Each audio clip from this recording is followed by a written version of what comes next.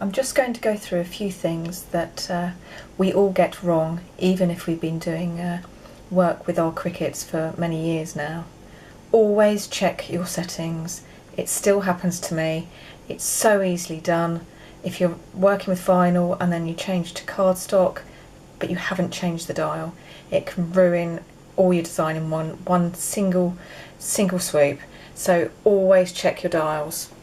And then, being new to Cricut, you might, for instance, have something like this, and you're working on, you want a wall decal or something, and you like the look of the words and things. You might want to change, for instance, the font of one bit to make it look a little bit more quirky, for instance.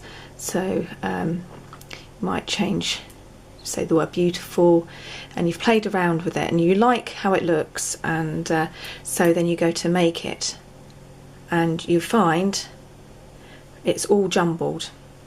If that happens, just go back, then drag your cursor over it all and attach or group, and then if you go to make it, they'll be where you wanted them. Also, you might not know that when you're in the actual Cricut cut page, to go to cut, you can actually move this around. So if you've got a piece of I don't know, vinyl, and it's stuck to the top of the board, and it's only maybe 6 inches deep, but it's 11 inches long, your piece, you can turn it to fit your piece of paper that you've got on your pad, on your board rather. So that's quite an easy tip to help with. We've also got, if you're wanting to use HTV, which is heat transfer vinyl, you've got to remember also, very important now, that the vinyl you're going to iron on, it means that you're going to have it mirrored. So it will all be back to front and it'll cut back to front. But when you weed it and then you turn it over to iron on, it'll come the right way. And that's, again, I've done it, and I think lots of other people have done it, even after years of using Cricuts. And that, I think, oh, actually, there's one other thing I can show you. Let's just take this away. And the other thing is, uploading a picture. For instance, if we upload just this one, for instance, I drew these and I scanned them into here. So if we went for just a simple image, and actually I'm going to make it complex, just make it a bit more bolder, and click continue, and we zoom out. There we go. Now if you put this into, if you look at preview, it means you're just going to get a blank screen. So you're going to have to get rid of what you don't want. So if you click on the edge, you see you're left with the birds, which is what I wanted. If you press preview again, you've got these birds that will go onto design space. The only thing is, here, can you see this little black line? It's for some reason it's left that.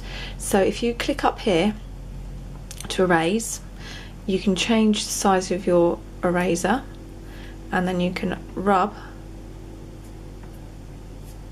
holding on the cursor all the way down, for instance, and preview again. See, it's still there. So what you can do also is crop it, which is probably the easiest solution. I always use it anyway. So just hold it at the top, keep hold of it, drag it down, then let go. It's zoomed in, so let's just minus that again. There we are. So if you go to preview, it should show you that. So again, also, if you wanted to, you could just, let's go to that, keep the outlines, and I'll show you what it looks like. So if we tap on those two, that's what you're going to get. Save, and that's uploading pictures.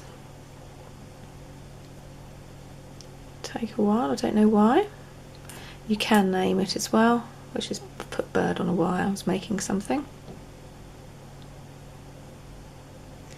And then it becomes here, and you click on it once and it will highlight it in green, and then insert image. Another image.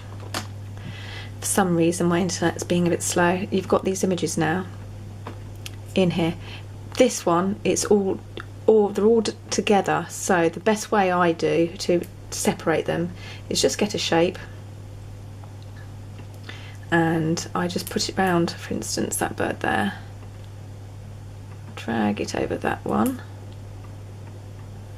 and then click on, so you've clicked on that square and the birds, and then down here if you press slice, that bird, I'll delete that one, and this rectangle, that bird is now separate from the others, so you just have to do that with the other ones. Or the other thing you can do is I could duplicate this, so I've got two of them, and it won't let me contour on that one actually. No, I won't do that.